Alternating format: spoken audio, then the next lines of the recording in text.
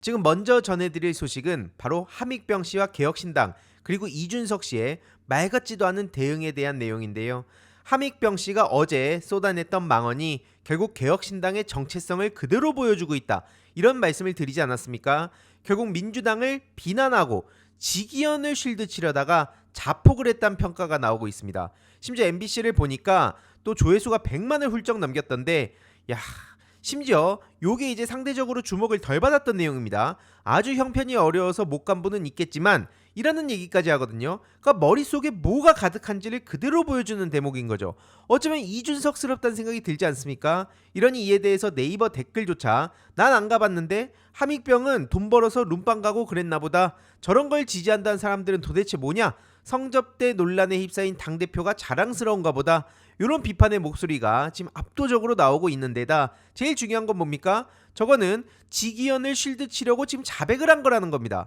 정작 직위원 문제는 또 뭡니까? 제일 심각한 건 직무 관련자한테 접대를 받았다면 그거는 상상을 초월하는 문제다. 이게 문제의 본질인데 말 같지도 않게 자백을 하면서 물타기를 시도하니까 결국 본인만 그냥 자폭을 한 거죠.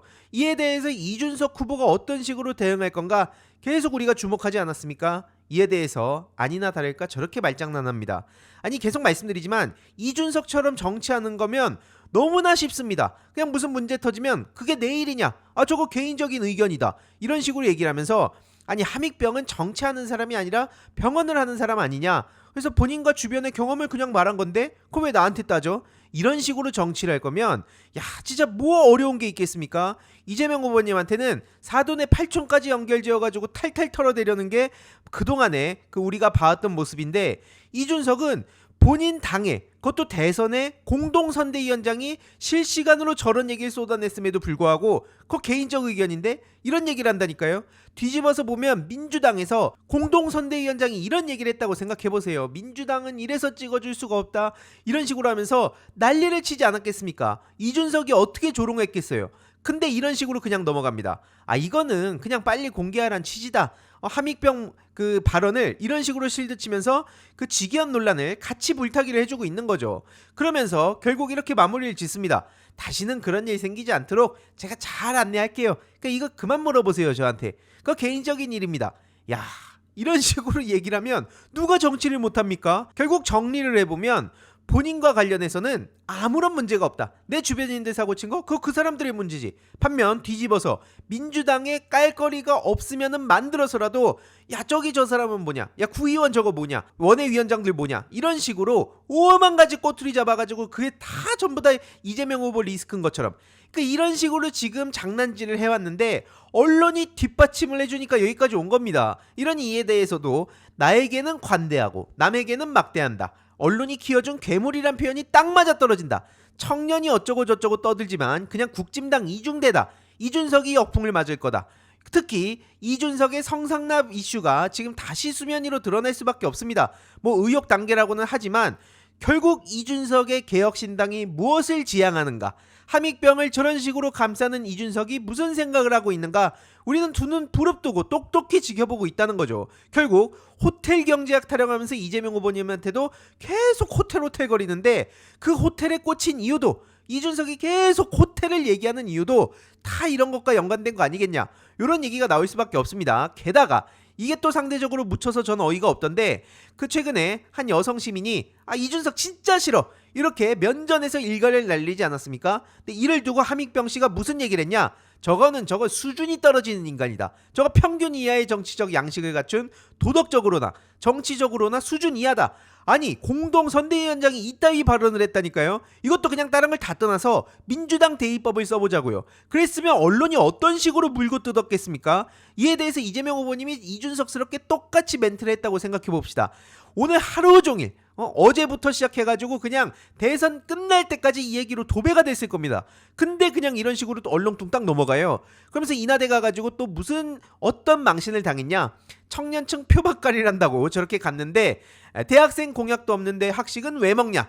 야 요즘 대학생들 똑똑하다니까요. 그러니까 이런 식으로 또 대학생들을 본인의 정치적 입지를 넓히는 수단으로 쓰고 있는 건데 대학생들 바보가 아닙니다. 그래서 임경호 앞에도 홍매화 한 그루 심어달라 이제 인하대 학생들이 이렇게 일침을 날리고요. 야, 이게 어제 또 굉장히 뜨거운 화제를 불러 모았죠.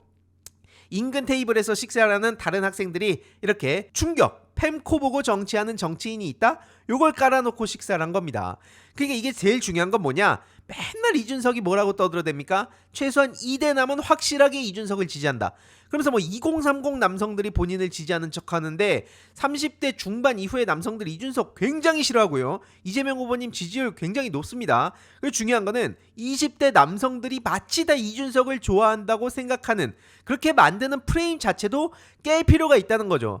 그래서 이렇게 당당하게 20대 남성들이 fem코 보고 정치하는 정치인이 있다? 충격! 이렇게 내건 겁니다. 이러니까 fem코 당사자들이 잔뜩 긁혀가지고 인하대 이재명 지지자들 뭐냐? 참고로 뭘 보더라도 이재명 후보 지지자인지 모릅니다. 근데 그냥 이준석을 싫어한다니까 저렇게 이재명 지지자들이라고 후려치고 있어요. 그러면서 뭐 찐따다, 사회성이 떨어진다 이런 얘기를 하는데 제가 계속 말씀드리지 않습니까? 준적준, 팸적팸 이거는 그냥 사이언스라니까요. 찐따다, 사회성 떨어진다. 이거 이준석 씨가 맨날 듣던 얘기 아닙니까? 지금 fem코에 있는 유저들이 맨날 들어서 자기들끼리도 심지어 그걸 가지고 막 정신 승리하고 자기 위로하고 막 그러지 않습니까? 그래가지고 이게 지금 타 커뮤니티에서 굉장한 화제를 불러 모았고요.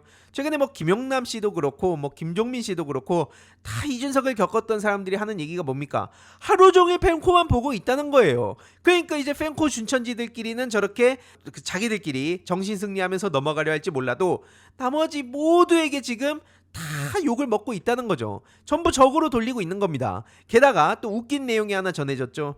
그 인하대에서 대선 토론 후기에 대한 내용이 또 나오는데 무슨 내용이냐? 이 사커라인이란 데서 또 이게 지금 화제가 됐습니다.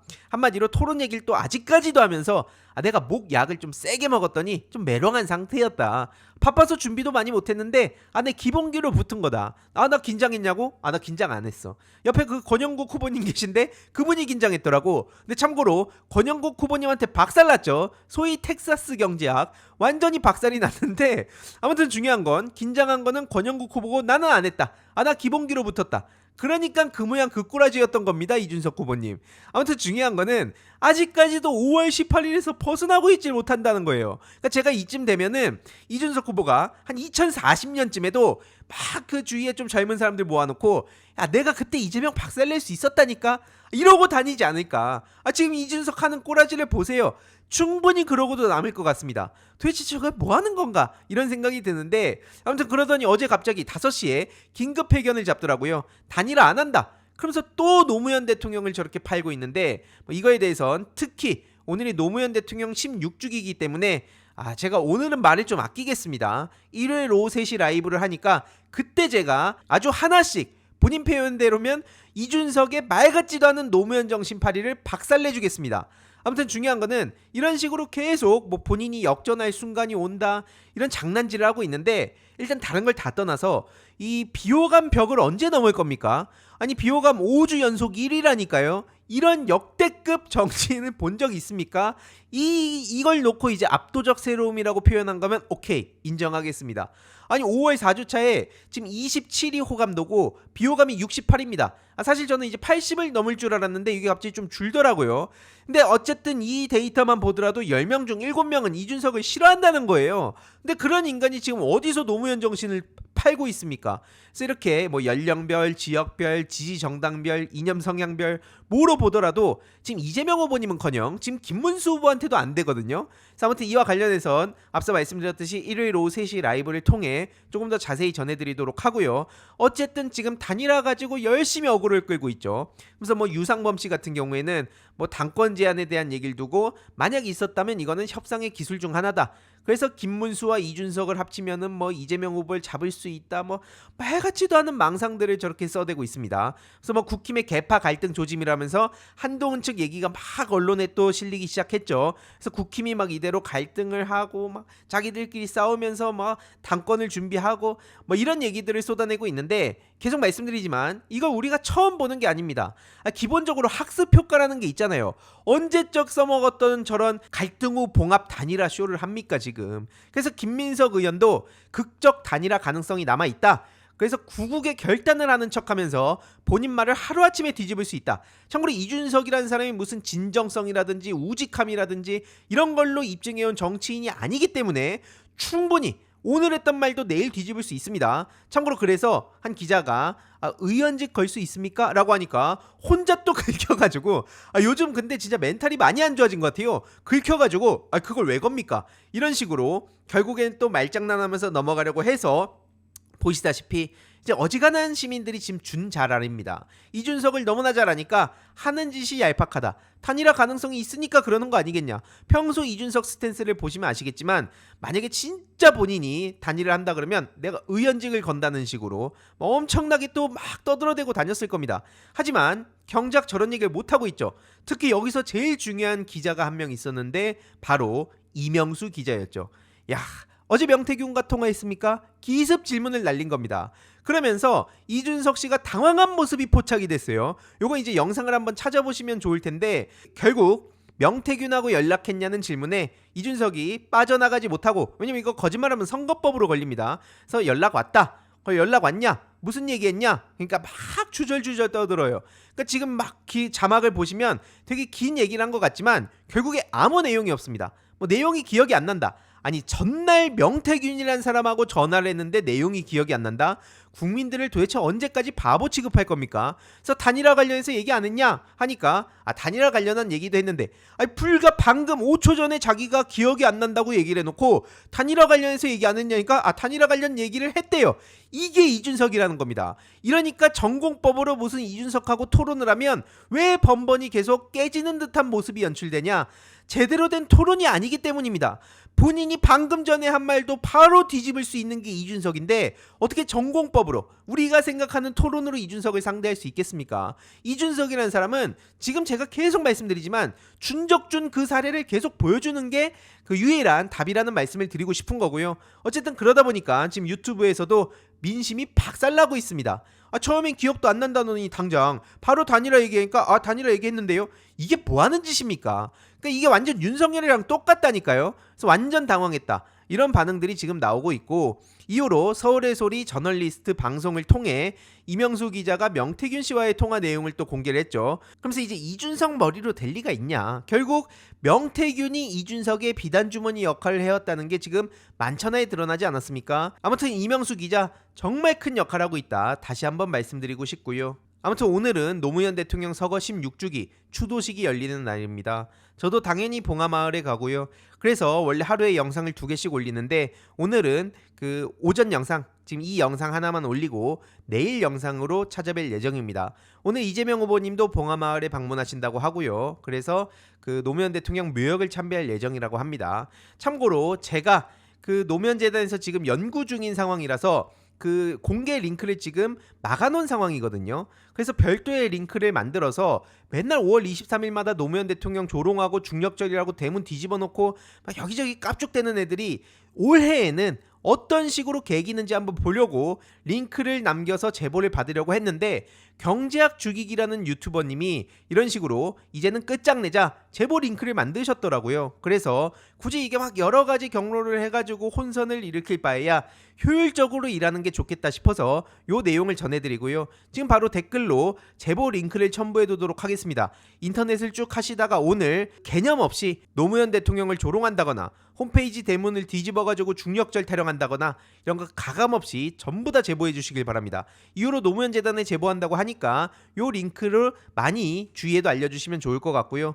아무튼 이렇게 자발적으로 또 이런 움직임을 보여주는 분들이 참 감사하다는 생각이 듭니다. 이건 뭐 보수 진보 여야를 떠나서 누가 됐든 간에 이러한 움직임을 보이는 분들과 저는 앞으로도 계속 연대할 예정입니다.